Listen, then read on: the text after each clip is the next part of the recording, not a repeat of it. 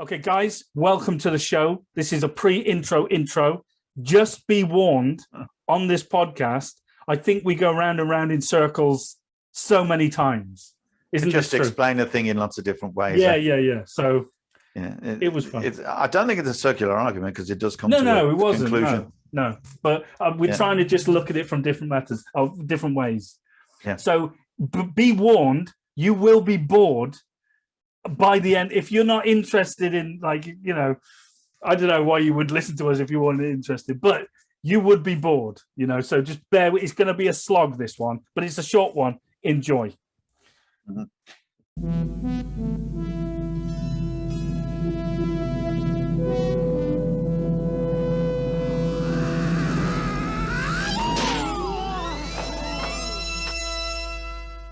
You fight before? Yeah. You good? Yeah, I'm good. Good defense? Yeah. But train different in America. Your defense stinks. You are the new student. Come closer.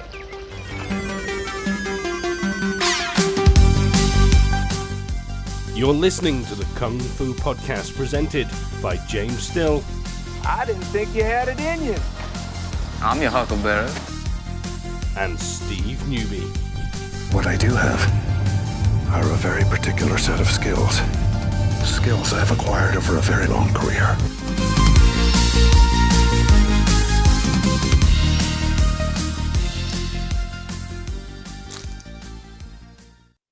I've only had one Twix. Right, I'll tell you what. Do you want to do the intros? Yeah. What do you want me to do? Well, I don't know. Have you ever done an intro before? In 40 No, I've never. 41 podcasts, you've never I've done never an done intro. one. I've never done an intro yet. Yeah, you're the man for the intros. I'm a little. Ladies and gentlemen, welcome to the Kung Fu Podcast with Steve Newby.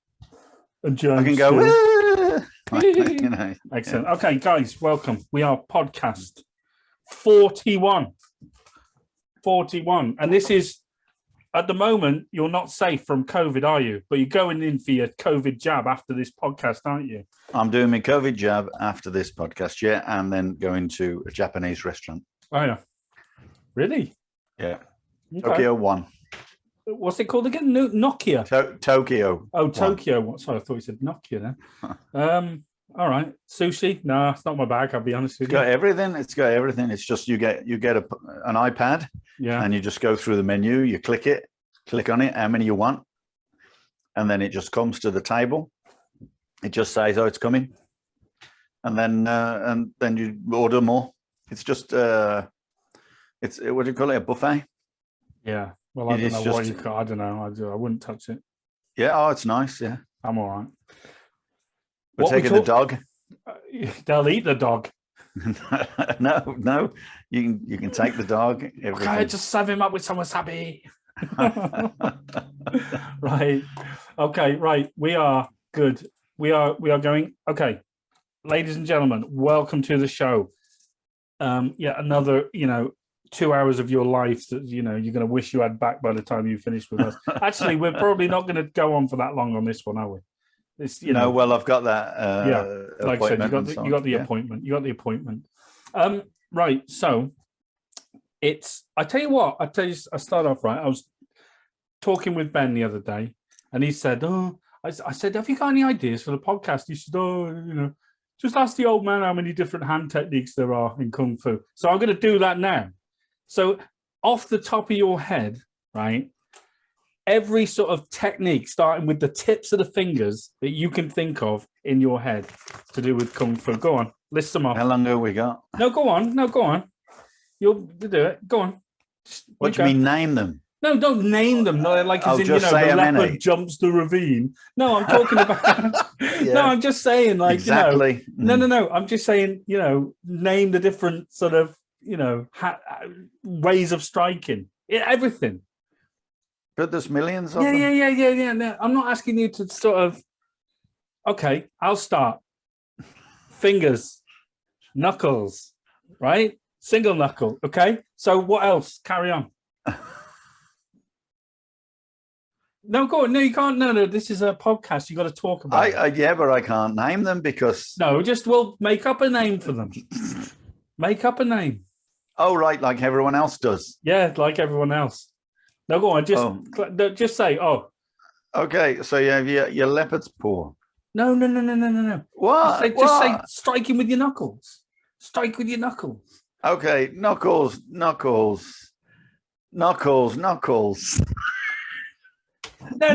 on, right. What? Listen, Come on. No, you've got no. You've got to sell it. You've got to seem a bit more enthusiastic about talking about kung fu. Yeah, that's always been my problem. That hasn't it?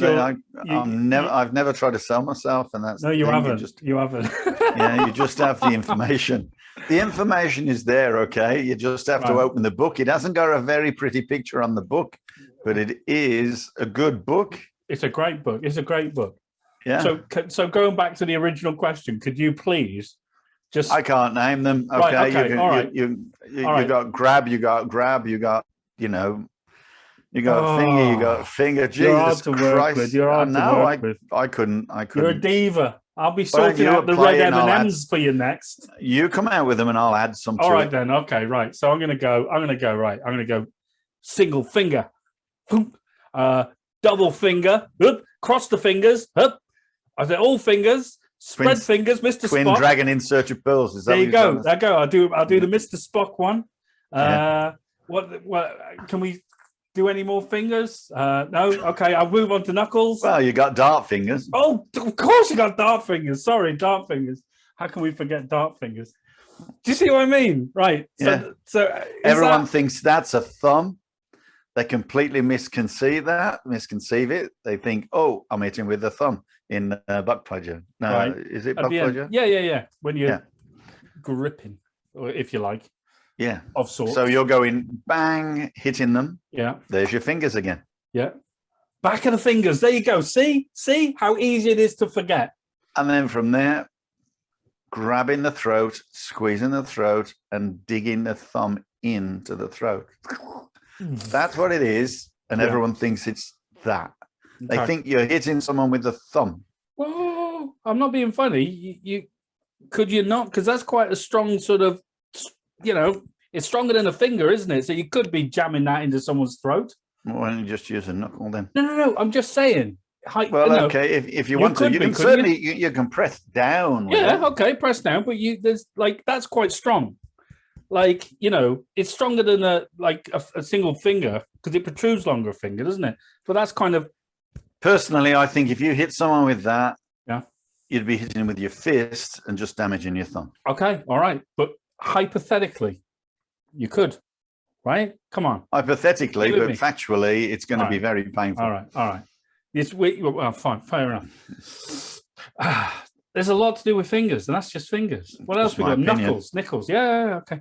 Knuckles. You got your fingers there. So we've have we dealt with fingers? Oh, yeah, okay. We've gone through the. Oh, yeah. Okay, let's go. It's so last season. Fist. Right. Okay. So single knuckle. Fist. Single knuckle. There's just so many. Is it? It's going to be. We're going to be here a while. Yeah. Why do you think? Let me ask you a question then. Why do you think that? And I probably answers itself actually. But why do you think that kung fu utilizes everything? It's speed, isn't it? Okay. Well, explain to everybody exactly what you mean. It means that you don't have to move your hand very far in order to create a technique. Right. You don't have to make a fist. By the time you've made a fist, you've already reached the target. Right. If you reach the target with anything, as long as your body just forms, then, your fist forms or your fingers form or whatever your hand happens to be in at the time can be used as a weapon, basically. Yeah. So there's no time from the point someone grabs you or you grab someone to the point where you have to make the contact against a target as a strike. So that's very logical. It's a very logical, when you think about when you use speed as a defining baseline, right? You can just have to make it faster. Yeah, but faster doesn't mean like the technique has to be lightning quick. It just means that you've gone from one move to another in the shortest possible way. Remember, the shortest possible distance, the shortest possible way with the most amount of energy for that technique, because you don't need to have amazing amount of energy to use a finger. You can use a finger with a lot less energy than you would with a fist. And for that reason, it can be a lot closer to people. So obviously you don't have to create power. The power is already there, or a sufficient power is already there. And it's not about just the power, it's about the target as well. So depending on the weakness of the target and the power of the technique. Right. You know, and that's obviously a big differential. No, it's as an example, your eyes are very, very weak and your finger's going to be strong enough, therefore. But if you like hit someone in the sternum with your fingers, you're going to have to it means you're going to have to train the fingers a lot harder. It's certainly going to be useful. That's why they double the fingers. So it's got to be relative to like the target. Your training has got to be such that if you are, the technique's got to be relative to the target. Okay, that's fine. But we got to acknowledge as well that, like, let's face it. I mean, I'll be honest with you. I don't dip my fingers in sand. No, nor do I. I'll be honest. I don't punch through ice. No. Have you seen that? I'm not like the guy who stands by the Great Wall of China, hitting himself in the chin, like that, building up my skin. I was like, hang on a second, poke yourself in the eye. But like, all that kind of. I just see that as completely pointless. That guy with the knuckles with calluses on there, just constantly punches steel. Why? Why does he do that? I don't know. I reckon it's a. It's shot for show. Is this money? It's some kind of medical condition. I think that's what I think it is. Lunacy. Yeah, there's a lot of people. I was watching a guy the other day, actually, who's this guy I can't think of his name now, but you'd probably know him. And he's basically he's got an issue. He's got not Lung Ting. No. This is an American guy. Oh, is it? He keeps going up to professional boxers and offering them out and saying, Charlie Z. Yeah, Charlie Z. Yeah, he's a lunatic. Like, he's got to be certifiable. Did you see him? He went in the ring with Floyd Mayweather's dad. That's right. And when he turns his back, and he hits him, What does he expect people will do if he did that? But everyone that just piled on him, it's just punched the crap out of him. Like, and so they should. Yes, cheeky bugger. That was But I was talking with Ben about this as well. Funny enough, and we were sort of saying, like, come on, is he really like stupid, or is it like publicity? He's stupid. No, he's totally stupid and mentally deranged. I tell you what, right? And this is what I said to Ben, because I said when I try. Well, okay, right. We're doing a class, right? Say it's a kickboxing class, right? Everyone starts punching the pads. Now, 9 out of 10 times, people will be lethargic, right? You hold up a pad, they're like, whatever. All right, it's pads. So I kind of have to stop people. I say, listen, when you're in this class punching these pads, your mind, everything about your being has got to be focused on this threat, on this fight, on this outcome, on this goal. You have to train with the same energy and intensity as you would wish to fight. So when you put gloves on, when you go to hit pads, whatever you're doing, your mind has got to be focused. You've got to be ready. Okay. And the point I'm making is all these Charlie Z videos, right? He goes up to these people. He's like, "Hi, man, you want to spar? You want to spar? Yeah, okay, man, we'll spar. I'll put my gloves on. Okay, And 9 out of 10 times, this Charlie Z, he sucker punches them, and he just because they're like pecking away. Oh no, nice, yeah. They're just. And then he goes boom like that with an overhand or some shit, and it's like, if these people sort of weren't lulled into this false sense and were a bit more switched on from the off, I'm sure a lot of them would be, a bit. It's less the same easy. with playing with your kids. Do you know what I mean? Yeah, because you're always like, Yeah, okay. And then your kids just go wham. Yeah, and your guard's down, isn't it? Your guard's down. Yeah, that's why a lot of people who are pretty good at martial arts, they get hit by their kids and they look like complete idiots. Yeah, but we all have been, haven't we? You've been kicked in the balls. You've been punched in the face by a kid. Yeah, absolutely. And I've watched Master Yao fall over a load of chairs with Angelina. Right. His daughter Angelina was fighting him sticky hands, and he was just doing this on his own one hand, I think. Yeah. And he was going further backwards and backwards, and he suddenly disappeared into the where they keep all the chairs in the gym. On this summer course one time, he just disappeared, fell over, and he come out and he's going like, did anyone see? Yeah, did anyone see? And I wish I had a video camera. That was great. Oh, I tell you. You've got it's funny, isn't it? Like your guards, you do drop your guard, but doesn't mean that, who cares? Yeah, that's the way that's life, I know. That's why that's why you got to switch to being, in a fight. In the but mode. you can't always be in the mode, as you say. And no one can. No, it takes an awful lot of mental energy.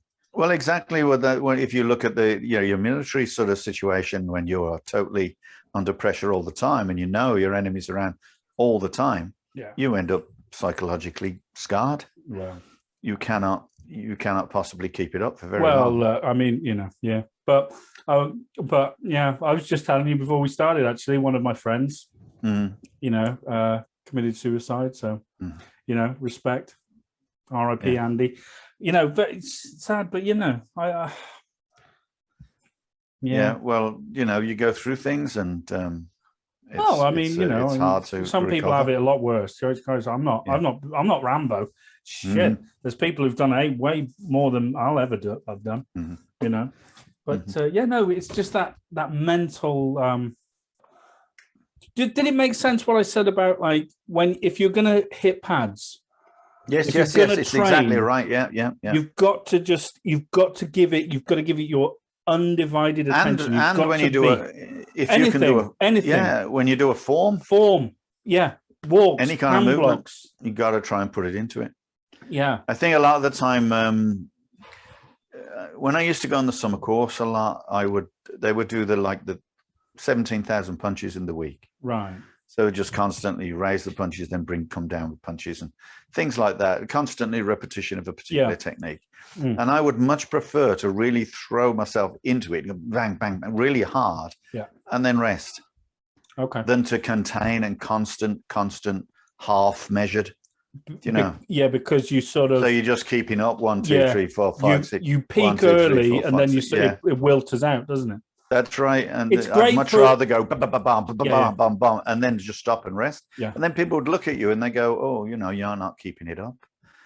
So, well, what's the point in keeping something up that you're not going to practice, or you're not going to, perform to the highest ability, or highest possible ability? Yeah. So I'd rather do it to the highest possible level of ability that I can, and then rest.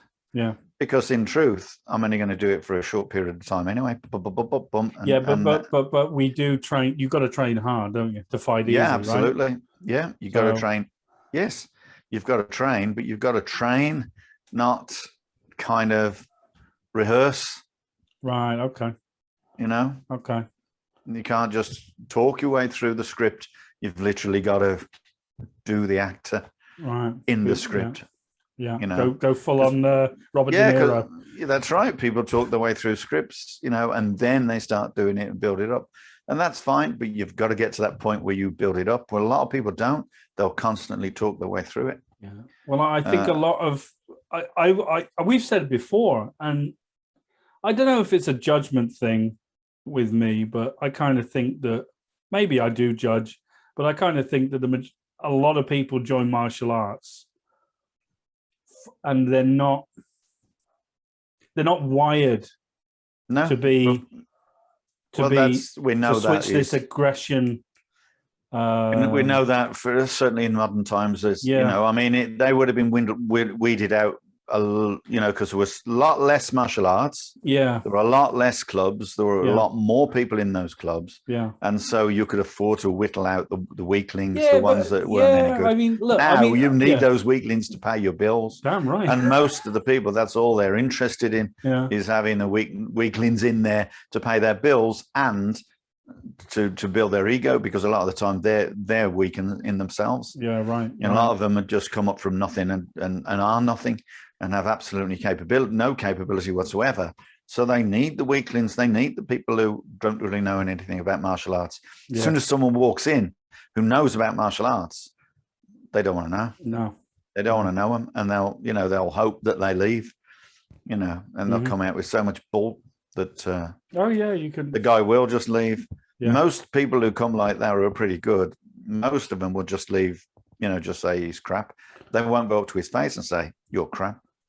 Okay, but I think sometimes it needs that. Well, I don't mind doing that. That's why we get in trouble, old man. We say it as it is.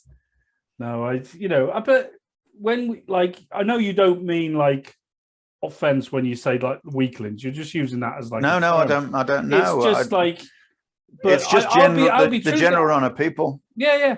Not everybody is a killer. Not everybody wants to fight. No, nobody wants to fight. No, but there are a lot of people out there who actually would fight fight for their lives, for their family. Yeah, but they're not interested in, going out there and being like some, ringmaster.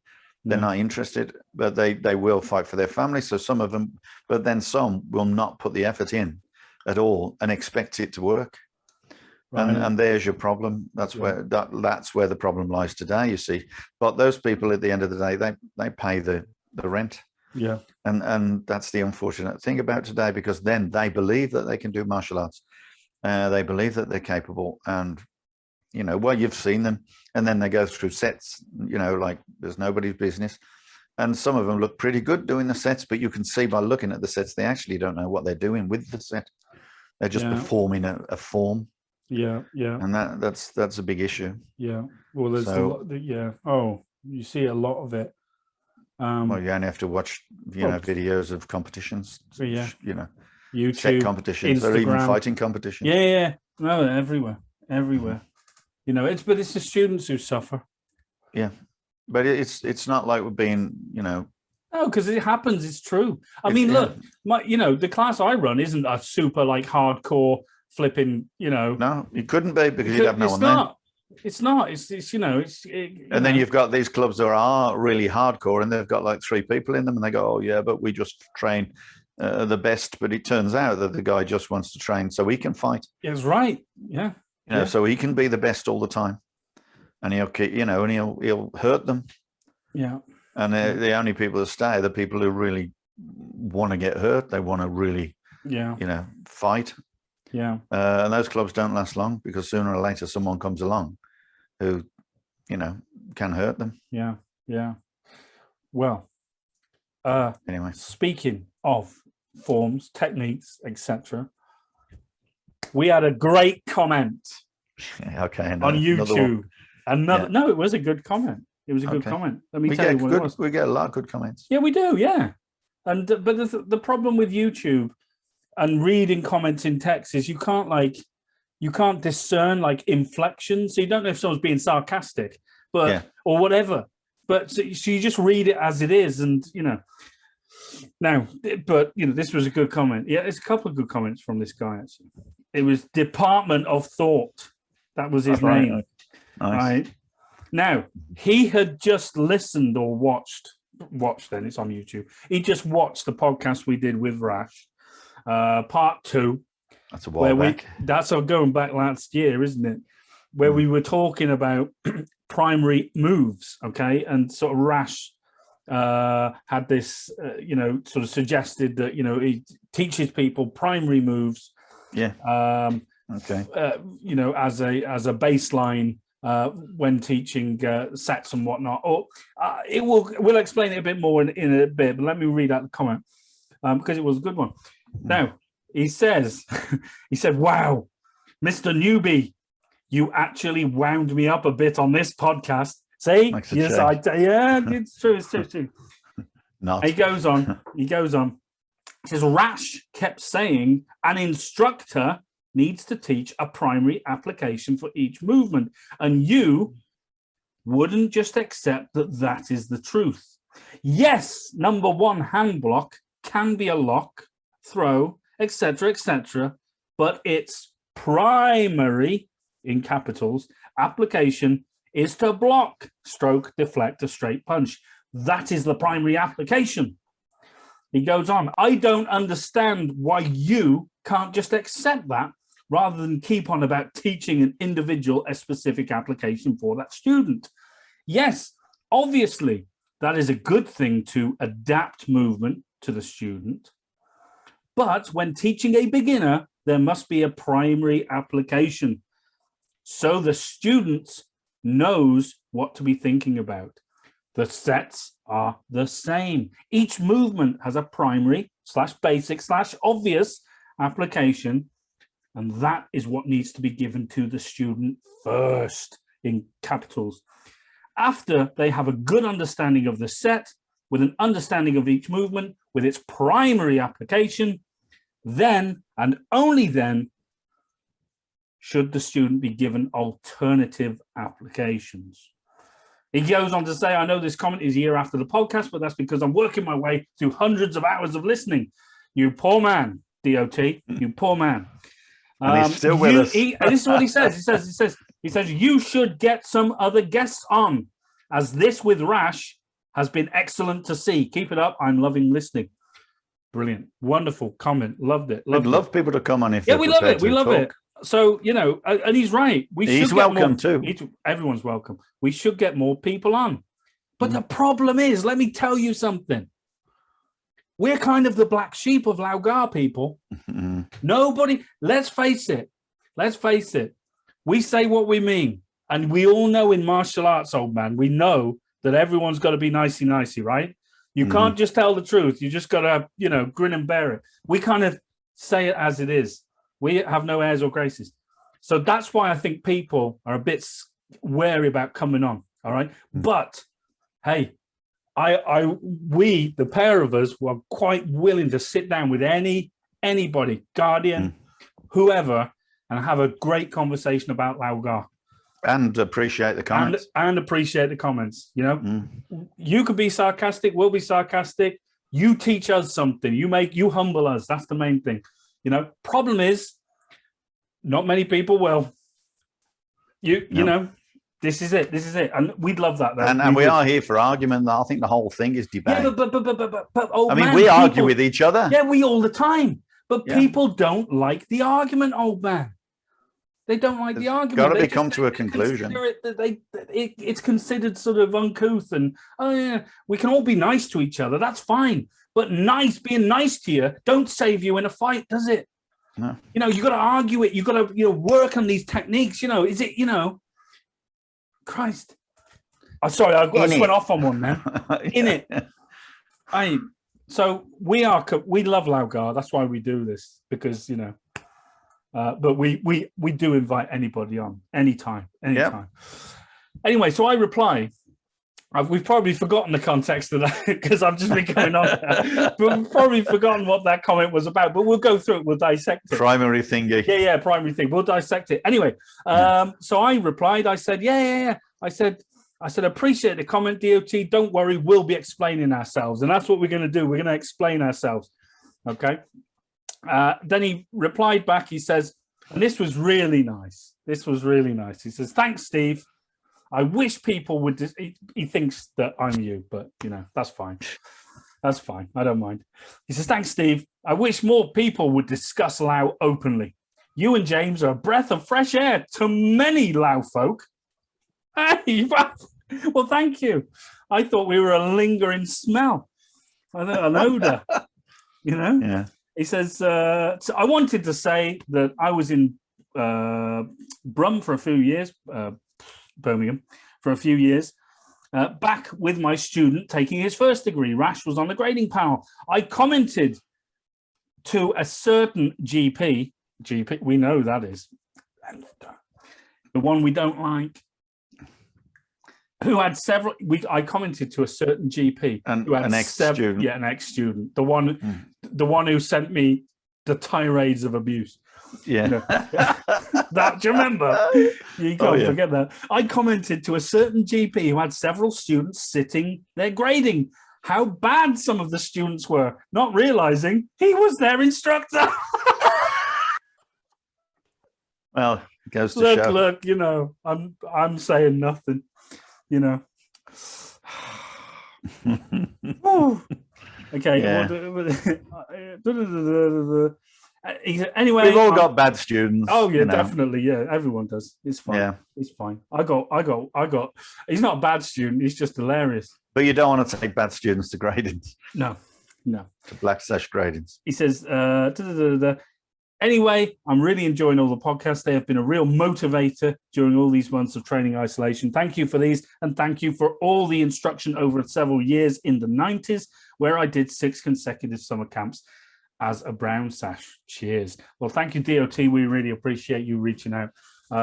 More people, more power to you. If you want to send us a comment, that's great. Right, old man, we're talking about primary moves.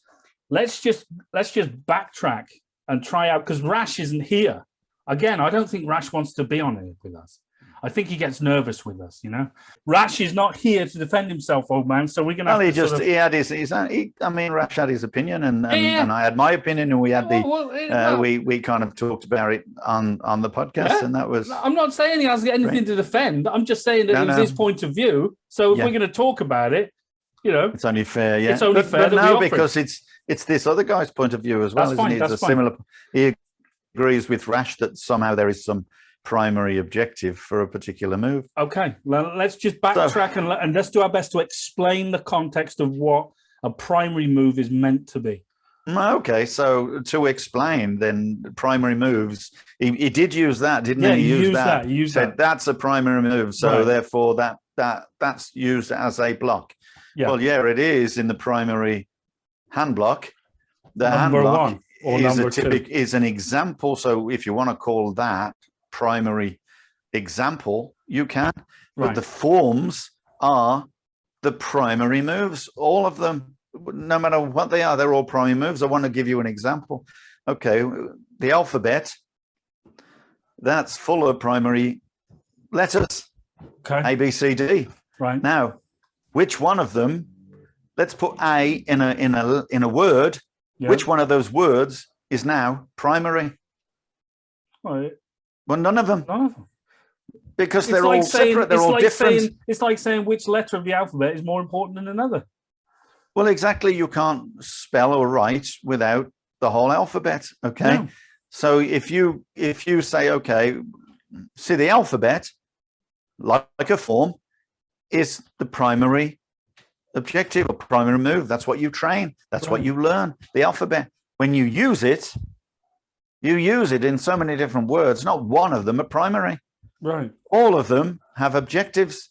All of them, you know, have a reason or a meaning for us. Okay. And so therefore, each one of your movements will have a different meaning for each individual. There's no such thing as a primary move for a specific technique. Okay. You know, that's my opinion. That's fine. And yeah, because that's what that's how you would teach. And then I would teach people. Yeah, I would teach people what it's been given as an example, which is the hand blocks. Right. Those are examples. Let's read. Let me just be specific about DOT's comment, right? He said, and he was quite specific, so we've got to sort of break it down. He's actually at this point at the start of the comment where saying, Rash keeps saying instructor needs to teach you primary application, and you wouldn't just accept the truth. Yes, number one, hand block can be a lock throw, etc., but its primary application is to block, slash, deflect a straight punch. That is the primary application. Of number one. Of number one. So I would say, yeah, DOT, you are bang on right there, and I absolutely agree with you. In the context of the limited sparring, what do you want to call it? It's a hand block. Hand block. It's a one-step spar, as some people might call it. A two-man form, whatever you want to call it. That limited, isolated example. In that example, its primary move, the point of the move, its function, its primary function is to block / strike and / you know why? deflect the punch. You know why? Because someone's punching. Right. Okay. That's okay. it. Right. So that in the context of hand block number one. Yeah, in the context of hand block number one, yes, the guy's agree. punching. Do you and know therefore the what primary objective of the hand movement is to block the punch. Do you know what I think we did? Do you know what I think we no, it's fine. I completely agree with him. Yeah. I think what we did is Rash said, oh, that's the move. Yeah. And we automatically, to give it some context amongst the loud brethren, we go, oh yeah, hand block number one. Because we look at it, you don't call it Tan Sao or Beauty Looks in the Mirror. Go, oh, it's hand block number one. Now, so we have to be careful about what words we use, right? But if we're talking about the form, right, the second move of the first form, Tan Sao, Beauty Looks in the Mirror, whatever you want to call it. Jordan, yeah, whatever you want to call it. Goddamn names. But whatever you want to call it, what is its primary function? What is it? There is no primary function in the set. Right. The primary function is whatever you are reacting to. Right. The primary function is to counter whatever you are reacting to. If someone's grabbed hold of your wrist, right, and you do that movement, it's no longer the primary move is to block, because there's nothing to block. The man has grabbed you. Now the primary move is to get off the bloody grab. Right. So it's not a primary move. Right. Right. There's no such thing. Right. So going back to look at, because he mentions beginners, right?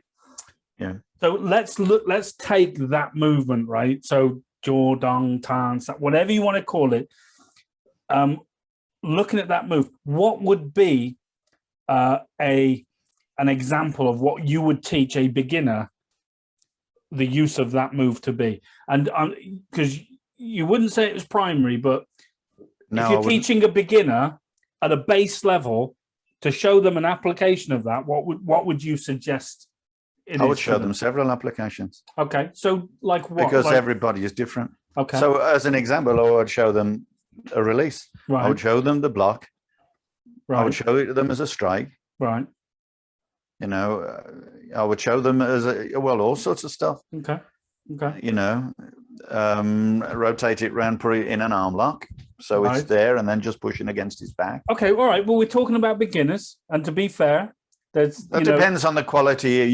This is really weird, right? Because how do you treat your beginners? And now a lot of people will go to basics, and they will teach people by rote, and they would teach them a little bit, then they would teach them a little bit more, then a little bit more, right? Right. And then other people would teach beginners by how they perceive those beginners to be capable of learning. Right. So you would teach every beginner to the capability of their learning process. Now, there are some that will learn faster than others. The thing is, you can't push people forwards, but you can hold people back. Okay. And that's not good. Yeah. So that's not good. What is a beginner? A beginner who's come from nothing, who's never done anything in their life, or someone who's come from another style. Yeah. Okay. So then what do you teach that person from another style? Yeah, you say, oh, this is the primary move. And they go, wait a minute, I just learned that in karate. Yeah. Okay. So what the good is that then? Okay.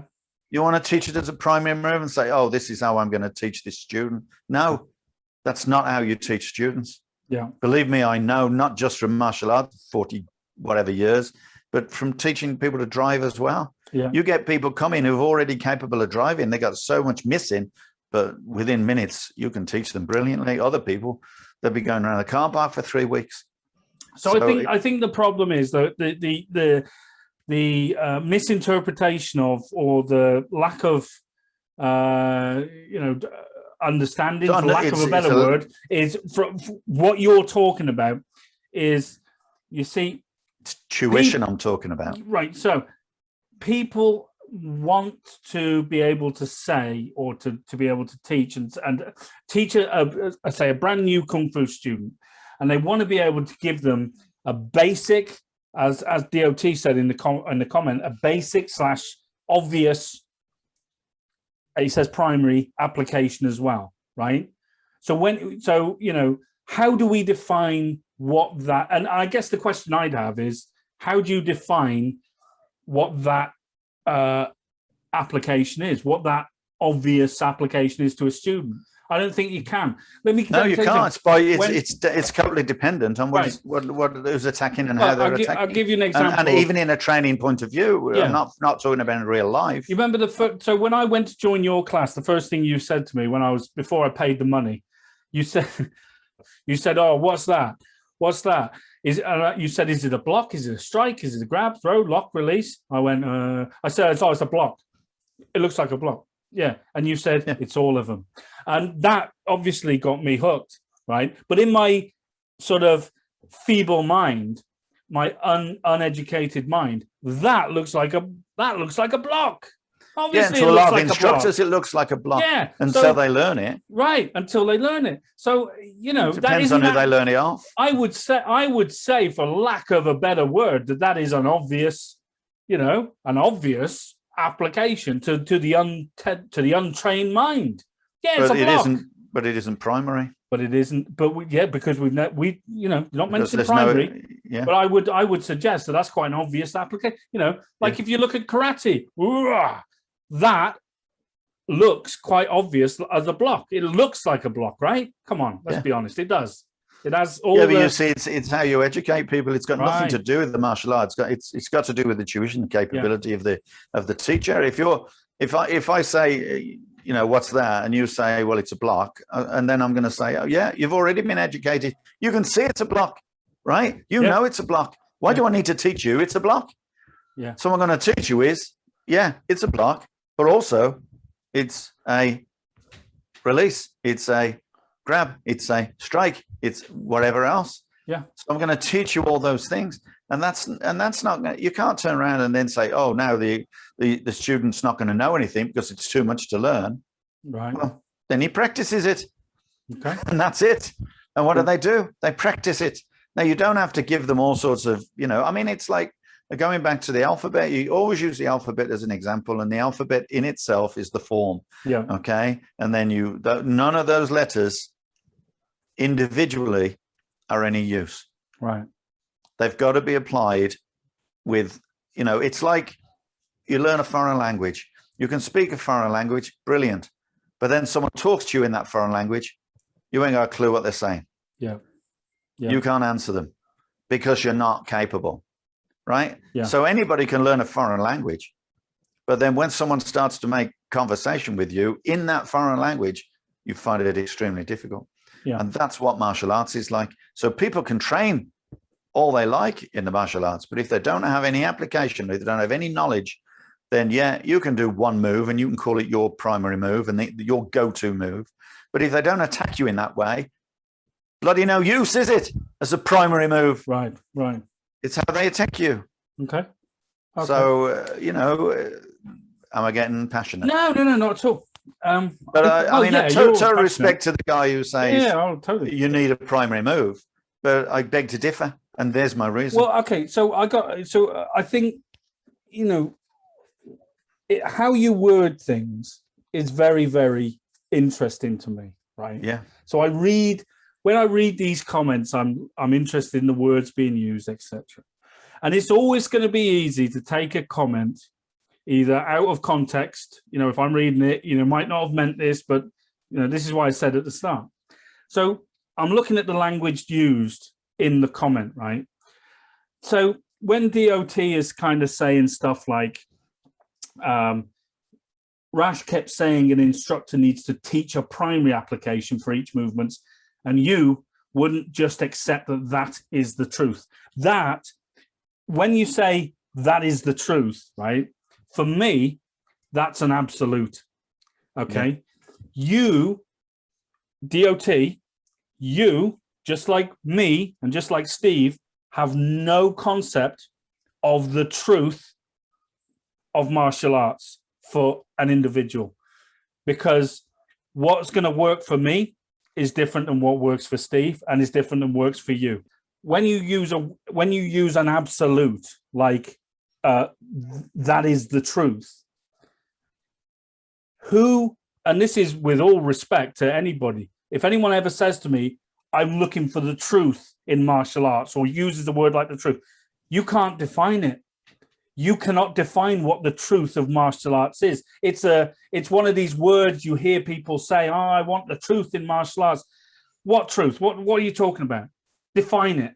Explain to me exactly what you mean by the truth, because your truth might be different than my truth, and my truth might be different than your truth.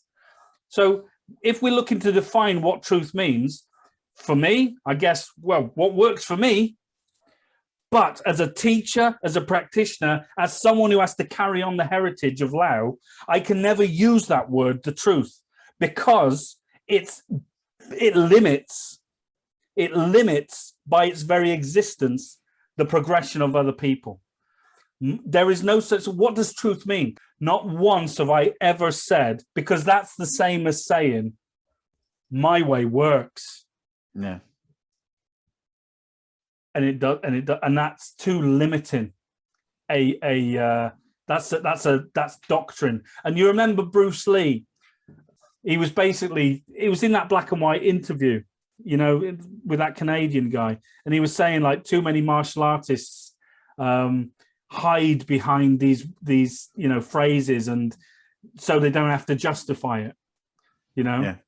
Who the hell knows the truth of martial arts? What is it? Is you know? I don't think there is one, other than an individual. Everyone's got that's what style is. It's an individual purpose. Mm.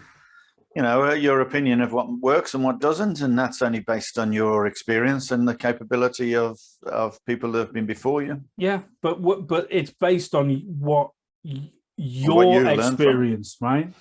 So the worst thing you can do as an instructor in martial arts is turn around to a student and say, I know it works, that's why I teach it. Mm-hmm. And it's like, well, what does that mean? What does it mean? Like, because it's like saying it's like an instructor will say, if I do this move, it will kill you. Well, how does he know? How many people he killed? Yeah, exactly. How many people has he killed with it? How does he know? That is the truth. So yeah. All I'm saying is, this isn't just the DOT, this is to everybody. Be very careful about the language used. Like, that is the truth. So that's why we're always criticizing people. Yeah, you can't use an absolute like that. It's too specific, and it doesn't make any sense. It just doesn't. You know. Yes, obviously that is a good thing to adapt movement to students, but when teaching a beginner, there must be a primary application so the student knows what to be thinking about. Okay, so then again, looking at language, why must there be a primary application? This is what I'm interested in, right? And it's not that I don't respect your opinion, DOT, not at all. 100% not at all. But when you use words and language like that, I have to say, who the hell are you to say that? What's a primary? What's primary? Why must there be? And these are questions that we'd love to, you know, have a follow-up with, because it's very important. What's the primary letter of the alphabet? Well, no one knows. Well, there isn't one. You know, you could say A if you want to. Why? Because it's the first one. Because it's the order it's in. That's all. Well, yeah, but who made up the order? Why? Exactly. Why is A the first? Yeah. You know, for a long time till the 17th century, there was no such thing as zero. Well, okay, here you go. Yeah. So yeah. Anyway, going back on track, the sets are the same. Each movement has a primary, basic, obvious application, and that is what needs to be given to the student first. So once again, right, I'm interested in the why. Why does it have to be given to them first? But you've not defined. Yeah. But you've not defined what a primary application is. Go on, you're going to say. I was going to say you get a big guy and you get a small girl, and then you say, right, this is your primary application, and the big guy goes, don't need it, and the girl goes, I can't use it. Right. Because until they understand it, they won't be able to. So, and then it totally depends on who attacks them. Yeah. It depends on the size of the person attacking them, how they're attacking them. That's the primary objective or primary move, if you want. Not the move itself. The move is just one of many moves that are taught in a set, which effectively is a primary, if you want to use that term, set. The first set or second set is... But it's not. You can't use the word primary, right? No, I think it just doesn't work. Let me tell you what primary actually means. The definition of primary is of chief importance, meaning it is more important than anything else. And you cannot ever say that about a single move in martial arts. Oh, what? A block is more important than a strike? Well, why? No. Why is this as a block more important than this as a release? Right. Well, it's and not. If you're going to keep doing it as a block, you're not going to learn to develop it as a release, as a diversion, as a parry. You know, you're not going to learn these things. And what they're saying is, this is how I teach, right? This is what they're saying. This is how I teach. I teach this first. Yes, you can, and you are welcome to it. You are welcome to teach your students 100%. In that way. 100%. I do not, and I do not agree with you. And that's why I teach. Yeah, but in all fairness, it's not that our paths are never crossing. No. Because what you teach, what we teach, I'm sure at some point, you know, we'll teach the same thing. It is, yeah. You know, it's like, how do you can never define what move is more important to another. And the reason I think it's easy to do it in Lao Gar is because we've been given the hand blocks. And they are, for lack of a better word, primary moves in the context of each one, every single one, because it's simple.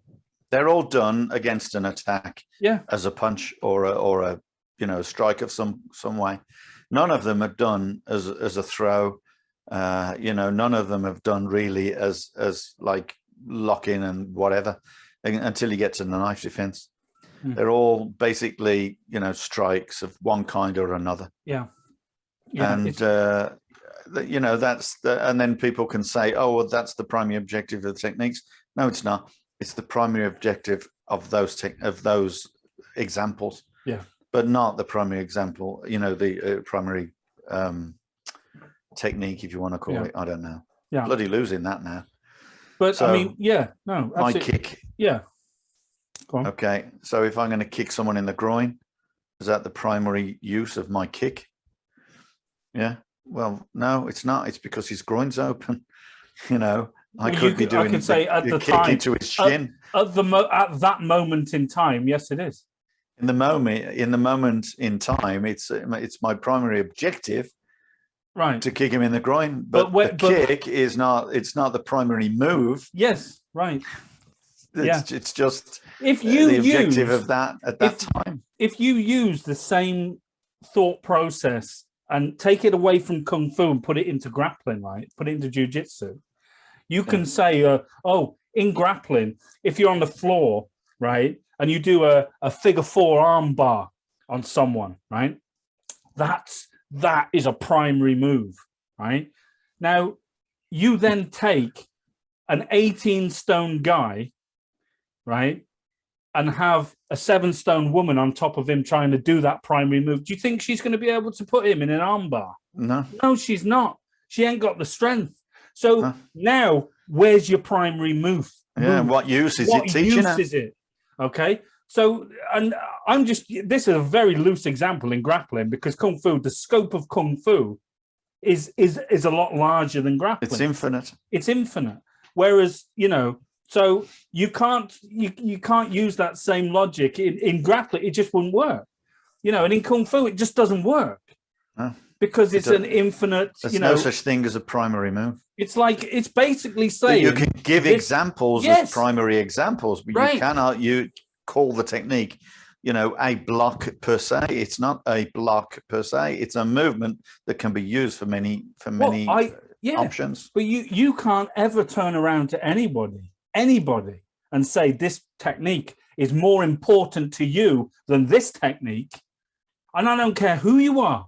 Because who the hell are you to determine the outcome for someone else's physicality or at that moment in time. You can't. Yeah, everyone do is that. going to be different. Everyone is going to be different. Yeah, you know, and but it's a good argument, but it's a great argument. It's fantastic. Yeah, but it's no, you can't use the word primary. You can't call a technique a primary technique. You can't call it primary. No, I don't believe.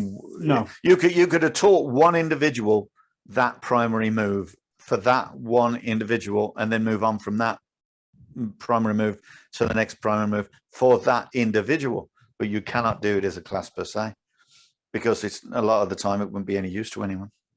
That's what I think. You've got to give people reasoning. You've got to reason with people. You've got to give an idea of how they can use the word, the technique, just the same as if they had the alphabet, and then you give them examples of how they can use the letter A. You know, they can spell can, they can spell cat. They're completely different purposes. It's completely different words for different reasons. Still the same A. Yeah. Right. But it's not the letter A is not a primary letter. Yeah. Right. Yeah. It's all of them are as equal. Yeah. Because you can't spell cat without the T. You can't spell cat without the C. So none of them are primary. It doesn't work like that. It's not possible. Yeah. But anyway, it's a fluid thing. It's a fluid thing, isn't it? Sort of you know, if you're okay, let me put you, you know, if you're say doing sticking hands with someone, right? Do you have a primary move in mind? You don't. You just react. No, because you have to react to the other person. Okay, right. That's what martial arts is. Yeah, but and there's an example. It's impossible to create a hierarchy of techniques. No. In the context of that. Now, right. Then you have favorites. You can have favorites. Yeah, but that's a your favorite might not come. You might not be able to use your favorite because the other guy might have another capability of doing something else. But we apply it. You end up applying the fight in a completely different way. Yeah. In other words, instead of you thinking, "Oh, I'm going to do this, no problem. I can do my favorite technique," suddenly he overpowers you, and now you've got to start using whatever comes to mind to respond. If you can, if you can't, you lose. That's it. Let me ask you a question, and I got an interesting premise. Right? What's the difference between suggesting you use a primary move and to all those people in the made-up self-defense styles out there? What's the difference? Well, there is none really. Because the made-up self-defense stylist has suddenly declared that he knows the truth, that this technique is going to work in this situation every single time. That's why he teaches it. There is no difference. It's a fluid, sort of, you know, you can't define it. You can't define martial arts. No, you but can I mean, only appreciate it on an individual level, and that's yours. I can see where they're coming from in terms of we're going off on a tangent because we're getting philosophical. You've got to be. But old man, you can't. No, but they're not talking about this, James. They're talking about the first move you teach a beginner, and then they'll be. I can just imagine them looking at this and screaming their heads off. Of course, simply because of the fact that, first and foremost, there is no first move you teach a beginner in the sense that, yes, there's moves, but there's no specific reason for it. You can give examples for reasons, as with the hand blocks, or you can give examples with it, as in depending on what the capability of the person is. If the person is a young, small woman, then you're going to apply it totally different, because you're not going to expect a woman to stand in front of a guy punching her in the face. In that kind of context, and if he grabs her, then she's not going to use it at all, except in the fact that to release from the grab. Yeah. So that becomes her primary objective. There is, for beginners, you've got to define not what a primary move is, but what is a beginner. Right. Because that's going to be different too. Yeah. Everything, basically, you've got to learn to teach people, not teach techniques. Teach the individual. Yeah, that's my take on it. Okay, teach the person and not the style. Yeah. And that is what makes a person good. Doesn't that make us, as human beings, we're on a constant struggle to simplify things so it's easy for us to comprehend. Yeah. Right. We're constantly battling with this. And martial arts is no different.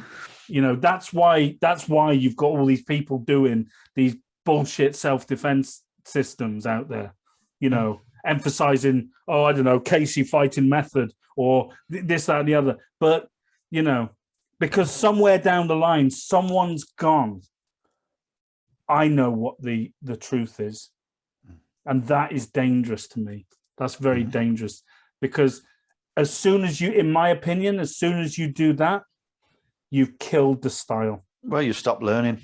Well, you've ceased to evolve, because you're now focusing on Oh, this can work all the time. No, you're focusing on yourself and your own physicality, your own understanding. And people evolve as well. People evolve. Stars evolve. Just look, what Bruce Lee did in 1961 or whenever he did it, right? Just imagine how he would fare now in competition today. Not particularly well. It's a different world. It wouldn't be particularly great. Yeah, but you're right. Back then, compared to what was going on in the 60s. Yeah. Now it's a totally different ballgame. Yeah. Now, would he look at it and say, you know what, I've got nothing to teach? Or would he say, well, this can evolve, we could do it this way, we can do it that way. Yeah. He most certainly wouldn't say, well, this is how I would do it, because he would say, this is, I'm doing it in response to what this individual is doing. Let me ask you. At the time, he didn't have anyone who could counter what he did. Yeah. I want to try and put my head in his argument here. So if I want to achieve a result from a student in a, shall we say, a large class, right? A lot of people in that class, and you've got limited time. What do you teach them then? An individual or the whole class? Well, you decide. Well, it's about that move. Oh, right. Okay. Well, basically, you've got to put the move into it. Like you're throwing it in the middle, and you're going to get people to come out with ideas, because they're all going to have different ideas. Yeah. Yes, you can do the hand block individually to give them an idea of actually performing the technique in the shape and the strength and whatever pattern it's got to be in. Yeah. But after that, that's it. That's the initial first thing. Here we are. This is the move, right? So, but you can't call it the primary move. All right. Okay. I'm just trying to. So, but you've said it's the initial first. Well, you're giving them the example of the hand block. We use them. So we use it as an example. You give it as a hand block. That's a primary, if you want to call it that. We've already said that. Yeah, right. That's not a problem. But the technique itself isn't primary, because it doesn't have any specific. It totally depends on what the attack is. Yeah, yeah. Do you think that the scope of Kung Fu limits how it's taught in the modern world? I think the teacher limits how it's taught in the modern world. What I mean is, because Kung Fu I totally understand what you've just said there. Kung Fu as a, and I just use the generic Kung Fu term, right? It's unlimited, if you like. There are so many variations and possibilities of it. There's almost so much to sort of consider when teaching Kung Fu. Do you sometimes think that you won't ever, some people will never attain it, well, they won't stick around long enough to appreciate it? That's so you have to give them something fast. Well, yeah, it is a fast sell, yeah. And the thing is, you see, you can say, well, Kung Fu is so infinite. Alone, the real techniques are infinite. But when you apply it to so much bullshit and so much crap that doesn't work, and that's applied to classes, then it's almost impossible to get to the truth if you want to call it the truth. It's impossible to get to a genuine technique, because you're so, you get to a class and you're so full of crap that, oh, well, you have to do this and you have to do that, and this is what this is for and this is what that's for. but then you see that they don't work. Yeah. And half the time they don't work because the technique is useless and doesn't work. Half the time it doesn't work because it's applied wrong. Right. And and I know I'm bad with my equations here, and half the time it doesn't work simply because the person is the wrong size for that kind of technique. Yeah. They're not going to be capable of doing that technique. And when I say the person's size, I'm talking about one person in relation to another. Yes. I'm not talking about one individual size, because all individuals can do the technique. Yeah, right. Until it is applied to another person who's a completely different size or makeup. And so that's what defines whether the technique is going to be useful or not to that specific person. Not useful per se, but to that particular person. But then you go back to what I've just said, and a lot of it is simply that a lot of the techniques out there are just made up and they're just crap. You know, you see so much junk out there, it's impossible to differentiate. You know, some of them have got, they've got some good techniques, and then they bastardize them and destroy them. Yeah, and they add. You see, I think as well they add their own. Now look, right. Let me ask you a question. Throughout the history of Laogar, it's fair to say, at some point, some guys sort of emphasize speed over power, right? Otherwise, we wouldn't be here discussing Laogar in the way and perceiving Laogar the way we do, because we've suggested that speed is absolute, power is relative, right? We've said that. Yeah, but all kung fus are like that, or should be like that. So they're defined by their very nature, by their history. Maybe there was at some point previous to that, many eons ago, there would have been maybe someone who said, "Oh, if I do that faster, then obviously it's going to be beneficial," and I found out that it was. But scientifically, we know that. Yeah, because if you go back to the start when we were talking about the hand techniques, and you said, well, you'll get there faster. That's why we train so it doesn't just mean how fast you perform. But my point is this: at some point, someone, down the road emphasized or was it an individual? See, this is what I don't understand. When the speed element is emphasized, is that an individual preference at some point down our history? Did someone? I don't doubt it. I don't Do you know what I mean? And if it was an individual, it's the same science as if you fire a bullet. What's the most important, the weight or the velocity? Well, the velocity. Velocity is always going. You can have a tiny weeny bullet. If it's got a lot of velocity, it's going to create an awful lot of energy. Yeah. And therefore, it's science. Yeah. You don't have to make a choice. You just have to learn the reality of it. You have to learn the science. Yeah. So what we're out to do is to learn the science as opposed to have a choice over it. You can't choose science. Science, it's either, logically, founded, or it's not. And martial arts is either logically founded or it's not. And so it's just simple. Technique works, right? Some techniques might work on some people that are absolutely useless, mainly because the opponent is absolutely useless. A bar fight, a big sucker punch or whatever can work on someone. A big haymaker can work on someone who's particularly useless.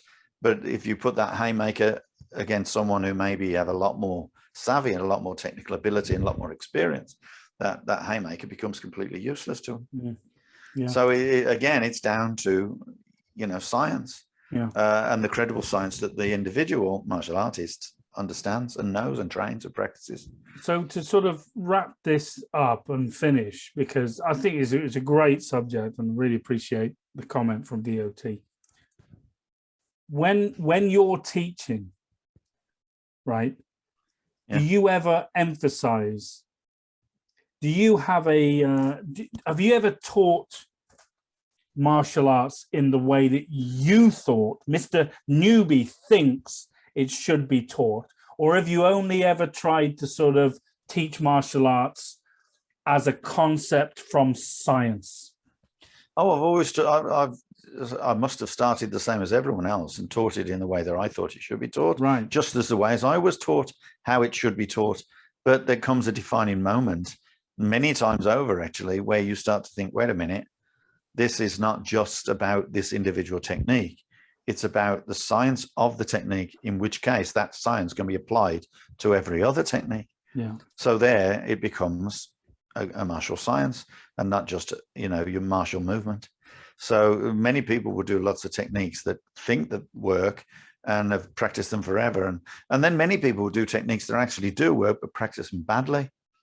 You know, like for instance, the knife defense in Lao Ga, people go, don't work, don't work, don't work. Well, if you only ever practice the knife defense and nothing else, you would probably figure out that it probably does. But does it work in every case? Does it work for every person, every size? Does it work for every size knife? Well, no, probably not. And that's where you start applying the science in other ways. But it's the science that you have to apply, not the technique itself, but the science of the technique. I kind of think, and I'll put it to you, I'll ask you the question. I kind of think that Lao Ga, what we do, has no room for an individual's doctrine and outlook where an individual will say this works and because I know it works, because I've proved it works. I don't ever think the Lao Ga has room for that because it's limiting. Well, it's going to happen from generation to generation. Yeah, Everyone's so, limited example, by their own knowledge. I do things that I know I can get away with because of my body, how fast I am, how strong I am. But that doesn't apply to my students because they're different. Yeah. So if I turn around and say, guys, you're going to do this because I know it works. Yeah, and I disagree with that. I would rather say this is why it can work, but this is why it can't work. Yeah, and the same thing applies to you fighting someone that you believe it will work, and then for some reason it won't. Yeah, you know, and because theirs works better, it doesn't make their technique better. It just means that their strategy may have been better, their experience may be better, their knowledge may be better. Yeah, and that's what limits everyone: their knowledge, their training, their ability.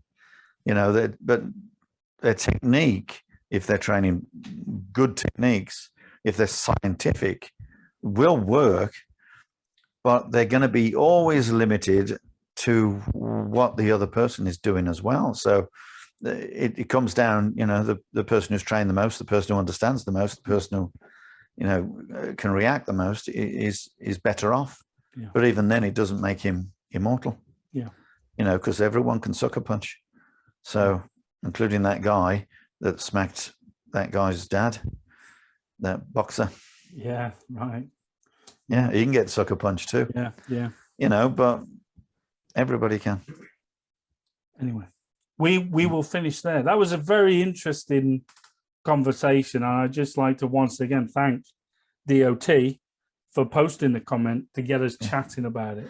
And I know we've been round and round. It doesn't matter. I don't think that's the problem because, you know, no, I think we've applied it in different ways. Yeah, exactly. You know, hopefully. And whether you agree or disagree, guys, that's fine. But if you're that passionate, please, you're more than welcome to come on and like have a chat. Honestly, if you know, it's not about we think we're right or Steve thinks he's right. No, it's just my opinion, and it's by definition that always going back to the same. It's easier to see when I always put the alphabet. I always use the language or alphabet to apply to martial arts to make it easy for people to understand. Yeah, and it's so simple to see that there is no primary. There's no primary bloody. There are primary numbers, by the way. Yeah, but that's no. Totally different thing. That's a different thing. Absolutely. The primary doesn't mean of chief importance. It just means it can be multiplied by itself. You know, and exactly. So that's different. That can't be multiplied by itself. Yeah, you know, divisible only by itself. I don't know. Yeah. But but in the context of what we're talking about, what we know was the inferred primary moves. There's got to be a primary move to teach. Yeah. Well, no, there hasn't. Okay. And on that note, on that bombshell, go full on Jeremy Clarkson there. We're going to finish. Guys, we really appreciate you joining us. And guys, be safe, keep training, and keep finding argument for and against techniques, everything. You know, yeah, we love the argument. Everything. You know, and it's not disrespectful. We're not right. You know, you're going to make us wrong. You please do. When we're wrong, we will publish it on this podcast for the world to see, and I say like our two listeners to see, and then you can bask in the glory of embarrassing. I know. I agree. I agree with that. a lot of people, you know, and accept them, and we do. We agree with lots of people and say, "Oh, and that's nice. I like the way he does that. I like the way he does that." There's no argument in it. No. It's only sometimes that, you know, there's some relative arguments. So. Okay, guys, take care. I'm James Still, and you are.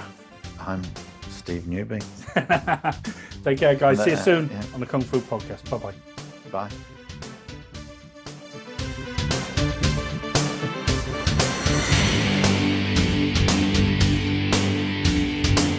Concentrate on your enemy's weak points. The eyes, the throat, the knackers.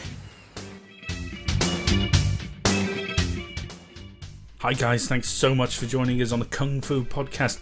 If you like that and you want to find out more about us, you can head over to Facebook, Twitter, Instagram or YouTube and find us under SJN Martial Arts. And also guys, this podcast is available on Podbean and iTunes. So until next time, take care of yourselves and we'll see you again on the Kung Fu Podcast.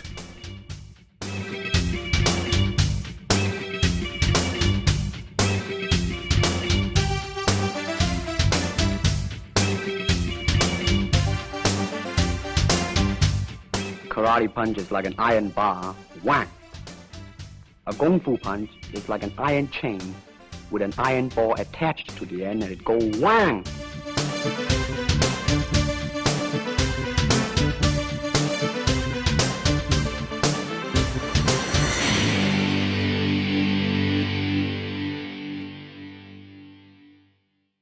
Can you break a log like that? Don't know. Never been attacked by tree. So you've dressed up the set a bit. Yeah, there you go. What exactly did you just do? You brought in a trophy. You brought in your trophy, and you plonked a load of books down there. What books are they?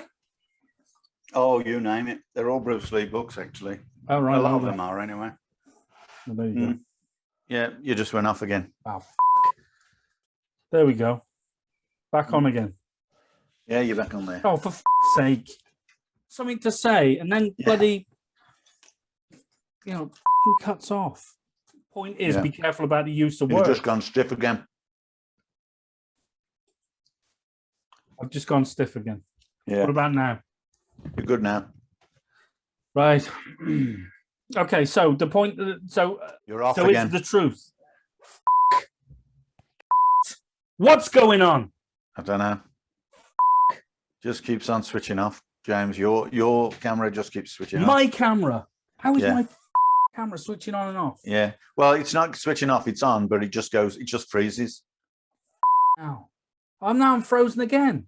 Yeah, that's right. You are. Oh, you still hear me? Yeah, I can still hear you. USB device not recognized. Piss off, not recognized.